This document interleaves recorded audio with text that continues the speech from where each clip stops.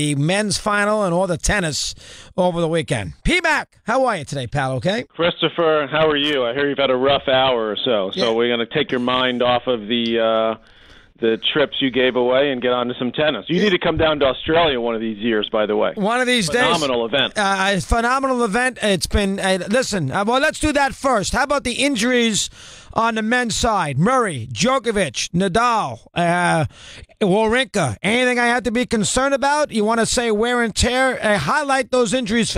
Chung last night. That's 5 right there. Give me some thoughts on that for a sec. I would say it's disconcerting, Chris. I mean, certainly. I mean, we all know the game's gotten more physical, and the players are pushing themselves to the limit, more and more. On the other hand, we are having players like Federer, like Serena when she comes back, which she said she's going to come back in a couple of weeks, and Venus Williams, and even the Djokovic's and Murray's. I mean, these guys are already in their 30s. Nadal's 32. So it used to be back when I was playing in the 90s. Guys like Becker and Edberg were at the top of their game. And by the time they were 29, 30, they were pretty much done. So it's sort of, I think it's a little bit of a blip because I don't think this is normal. But certainly what's happened here with, Murray having to go out and have surgery, actually had his surgery down here in Australia. He was in Australia trying to prepare. He had hip surgery. Djokovic is not right. I mean, the elbow is still. I think he made a mistake in not having surgery, back 6 months ago. So he put it off, and unfortunately, I don't think it's 100%. So he's having to reassess what he's going to do. Wawrinka, I think, will be okay. His knee, he just wasn't ready to play at this level, but I think his surgery went well. But I think he came back a little bit too soon. So, Chung's a guy who's kind of electrified the tournament for getting to the semis. The Korean kid, incredible athlete, great mover, basically like a mini Novak Djokovic the way he plays. And his feet, he got unbelievably bad blisters. A little bit like what happened to Cilic in the Wimbledon final. So, keep your fingers crossed and nothing happens to Cilic coming into the final here, Chris. That's what we're worried about at the moment. 100%. All right, how about Nadal, the hip? If he was healthy, would he have won that match in 4 sets? I only saw the last few games, so I couldn't get a read on it. We've seen him down this path before. Let me hear a thought about him against Cilic in the quarterfinals. Well, I thought it was a hip, too, when he did in the match, but apparently it was just the upper leg. So the good news is he got an MRI, and there was no serious damage, so he should be okay. In fact, he's planning on playing his normal schedule, so he should be back in 3 to 4 weeks. There's definitely no guarantee he would have won that match. I mean, Cilic was playing awfully well. You know Cilic well, Chris. He's a fighter. He's a big guy. He brings a big game. He's incredibly fit.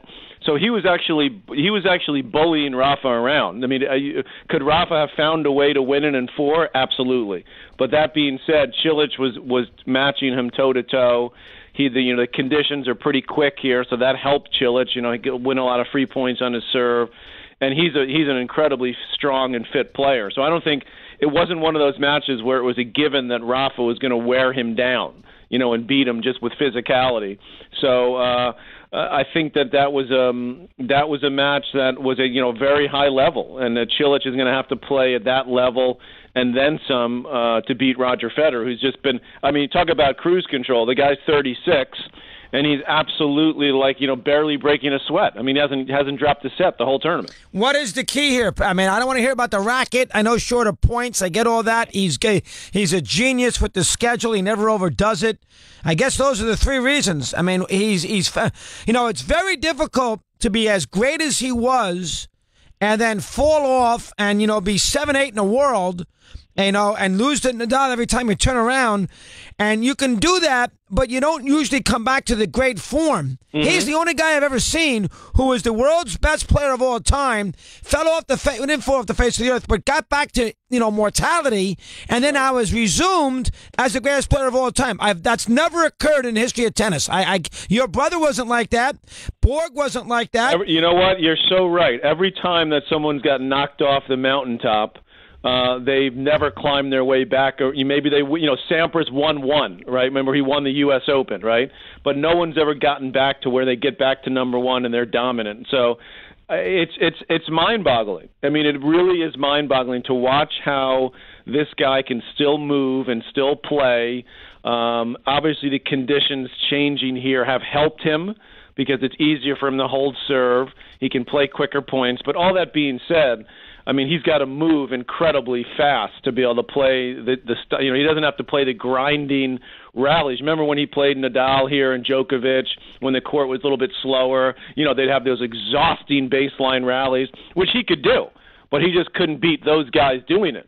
But now that the conditions are a little bit quicker, it enables him to take more offense and to take, to still move around the court, but, move very aggressively around the court and not have to defend all the time. So, but you're 100% right. I would never would have I would have said, of course, he can come back and win a major, and sneak through to Wimbledon. But to think that he could get back to this level where he's really basically dominating. I mean, if it wasn't for the injury before the U.S. Open, he could have won that as well. Winning in New York, because his back was bothering him during that entire run at the Open, and he didn't lose a set at Wimbledon, and he hasn't lost a set here. Unbelievable. Now, listen, Cilic has got a little something to prove in my eyes. He got mauled at Wimbledon and really killed that final. I don't know him well enough to see if he's got a little revenge in his mind. I know he's beaten. Listen, we saw it at the U.S. Open. We saw that 5-setter a few years ago at Wimbledon, which Cilic should have won when Federer came back and beat him. I'm expecting Cilic to win at least a set and be very competitive on Sunday. Is it worth getting up at 3 o'clock in the morning to see that?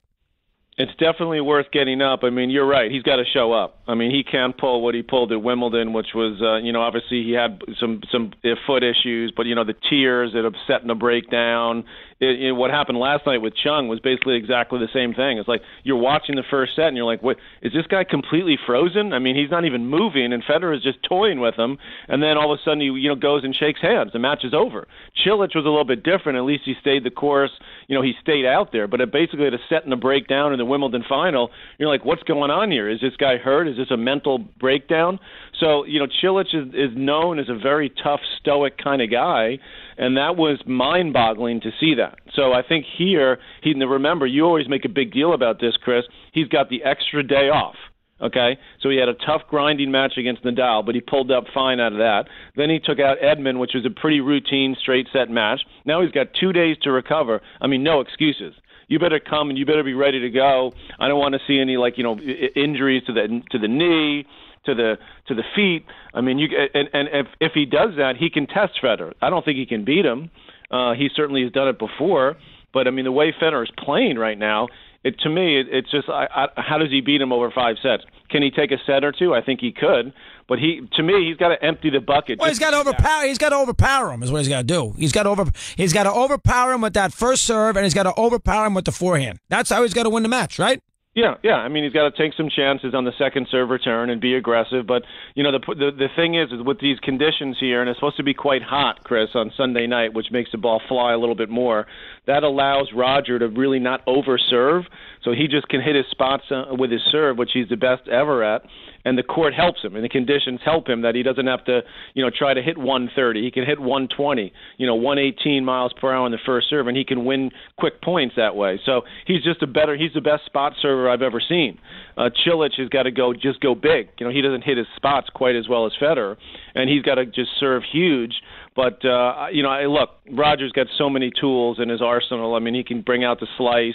He brought that out against Chung yesterday in the opening set just to test the youngster, and he's going to do that against Cilic because Cilic is a big guy. He's going to use his slice to keep him low, and he's going to take offense whenever he can. So Cilic is going to look. In my view, Cilic has to play the match of his life to keep it close. That's asking a lot, Patrick. That's asking a lot. By the way, let's stop with Dimitrov, all right? He won the ATP last year. Nadal didn't play. Federer was disinterested. No Murray, no Djokovic. If you're Dimitrov, I mean, can you at least show up? I know last year he lost the Classic in the semifinals, but can you show up against Kyle? You can't get beat by Kyle Edmund in the quarterfinals of a major when you got Nadal out of there. I'm tired of listening about how great he's going to be down the road. What's your take on that? Yeah, I mean, I can't disagree with you on that. I mean, he was lucky to still be in the tournament because he was serving terribly. Like 14 double faults in one of his wins early in the tournament. Mackie McDonald, who's a nice kid, played at UCLA, had him on the ropes in a 5-setter in the second round. So he had no business even being there. But I agree. I mean, it was a nice tournament for him to win the ATP Finals. But last year, let's be honest, you're right. Those guys weren't there. Federer was, had played a long year, and he was, not that into it. So look, we need one of these guys to step up, and the bottom line is it basically hasn't happened. Maybe a guy like Chung will be a guy who could do it, or Zverev, who Chung beat, 6-0. There's another guy. I've had enough of him too. The big tall. Well, he's German. Younger, so give him another year or two because he's only 20. But if we're saying the same thing about him in 5 years that we're saying about Dimitrov, then you have a point, or maybe even 2 or 3 years. But I think you got to give him another year or two because he's still developing into his frame. He's a big guy, and he's still gaining some muscle and some strength.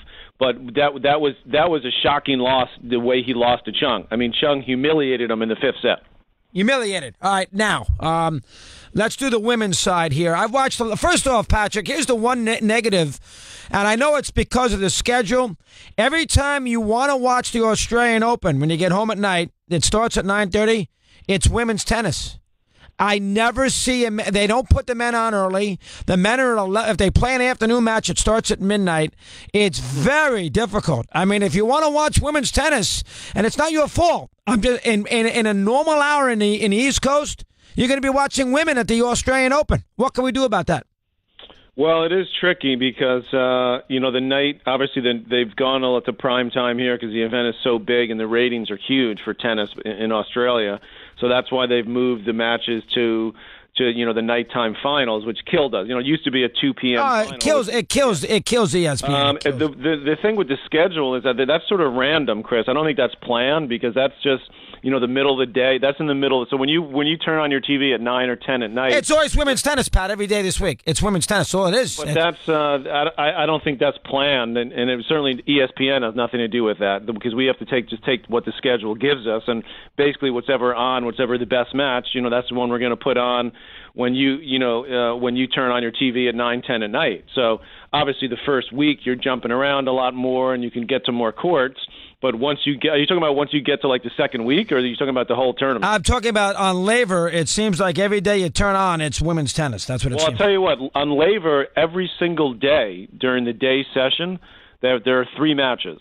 And of the 3 matches, 2 of them are women. Single day, two of them are women's matches. Right. Every day. Every day. Now, is Madison Keys going away at Dimitrov? Here's another one I can't deal with. I mean, can she show up in a big match? What's your take on that? Well, she did get to the U.S. Open final, and I know she didn't play great in the final. Patrick, that was the worst final I've ever seen. It was not watchable. You know that better than anybody. It wasn't good, but she did get to the final. So let's not go crazy, okay? But I hear you.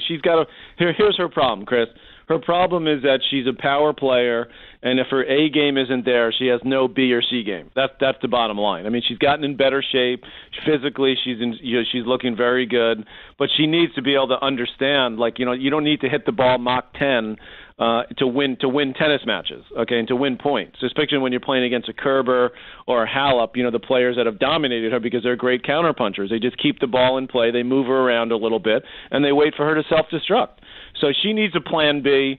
I think she can get it. She needs it's all to me. It's like just the trajectory of her shots. They're just too flat, and she can't play with a little bit of margin. Sometimes it's okay to let the other player make mistakes, Chris, in tennis. Well, what do you always tell me? 90% of the point is won because the other guy made a mistake. Yeah, exactly. I mean, that's at your level, which is probably 99%.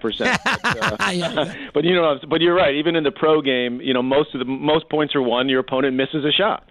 Okay, so you've got to, you have to probe your. She doesn't do any probing. She comes out there and she's just going big. And if it's going in, she's an excellent player and she could win majors. But when you get into a major and you get deep into a tournament and you play a Sloane Stephens who's on her game in the final, or you play an Angelique Kerber or Simona Halep, I mean, they're not going to give it to you. Okay, they're not going to give it to you. They're going to make you play. And that's where she's gotten into trouble. All right, I like Halep tonight. I think she's due. I think she's better than Wozniacki. I know this is a fascinating match because obviously both have never won a major. Both have been in finals. Both saved match points in this tournament. Both are playing for number one. The winner of this. Now we all know the number one's a waste of time with Serena not there, but they're playing for number one. I saw Halep beat Lauren Davis on Friday. I tried to watch a little the other night with Kerber. She saved a couple match points there. She's played pretty well in the two finals that she's lost. Sharapova and, of course, last year at the French Open. I think Halep will win tonight. I really do. What's your take on that? I picked her. I put a little article together on ESPN.com. Oh, you picked her? You picked her beforehand? Yeah, I picked her before the tournament, actually, and I also picked her to win this match in two tight sets. I think she's got a little more versatility to her game than Wozniacki. Wozniacki's like a backboard, but she doesn't move the ball quite as well as Halep does. Halep's got a little better timing. I think she's a little bit quicker, Halep as well. That being said, Wozniacki's, playing well, and she's an excellent counterpuncher. And I'd love to see both of them win a major because they both paid their dues. They've both been great professionals. They've been knocking on the door a few times. But I agree with you. I think Halep's got a little more variety to her game. I think our guy at ESPN who's coaching her, Darren Cahill's done a really good job after that debacle at the French Open, where she melted down up a set in 3-love, about to go up 4-love, and he's had to deal with, all the mental repercussions of that, which have been a lot. And so I think he's gotten into a place where she was able to fight off the ankle injury early in the tournament, which, by the way, I said to Darren right after it happened, I said, you know what? This is the best thing that could ever happen to her. It's going to take a little pressure off of her that, I got an injury. How am I going to deal with it? And lo and behold, that's what happened. And she's played two remarkable matches to beat Lauren Davis, to beat Kerber, which was just some incredible, shot making from both players. I mean, really gutsy, long, tough physical rallies, and she out-toughed Kerber, which in the past probably wouldn't have happened. Kerber has usually been a little tougher competitor when it really counts. So I think that was a huge step up for Halep. And because of that, I like her. I think she can just, take the ball a little bit earlier, take it up the line. And here's the key, Chris. The key is the X factor is is she going to freeze if it gets close? Close to winning the title. But Wozniacki would freeze too. They're both going to freeze in that situation. Well, they both might. But I mean, that's why I said key number 3 for both players is can they handle that moment? So I think that's what nobody really knows, but I think Halep is ready to do, and I just think she's a slightly better all-around player than Wozniacki. Yeah, I agree. First off, is this going to sell out tonight? I believe it's sold out. I mean, sometimes they have a little trouble totally selling out the women. That's interesting. Patrick has told me that. Think about that, folks. Sometimes the Australian Open, the women do not sell out finals. Why is that the case, Pat? I know that's I guess it's just supply and demand. I mean, the ticket prices are lower for the women's final than they are for the men's final. Oh, they are. I didn't know that. And that's the case at all the majors. I mean, it's all like that. But that being said, is that true, Patrick? The women's prices. So then, how could the women ask for equal prize money when the finals are cheaper to go to a women's match than it is a men's final? Chris, can we not go there, please? Am I right or wrong? I mean, listen. I mean, it is what it is. I think we have to celebrate the fact that, to me, tennis has men and women playing together and has all that goes along with it. Not to mention the fact, which I thought was great last night, after the Federer match ended so abruptly, they put out a wheelchair tennis match on Rod Laver Arena. They played it live on Channel 7 here in Australia for the wheelchair tennis players. These guys and women are amazing athletes. And, so we should celebrate that tennis does that. There's no other sport that does that has people in wheelchairs playing their sport, at the biggest tournaments in the world, and having men and women playing together. So I want to look at the positive. I'm not going to get into that. The fact's a fact. This women's tournament's been unbelievably good. It's been incredibly exciting. And sometimes, let's be honest, the men's semis both were downers, both men's matches. Now, sometimes it happens the other way, but that's the beauty of tennis, that you get both. You get the men and the women together. Well, here's the reason why the women's has been better, Pat. Serena's not playing to dominate and bury everybody.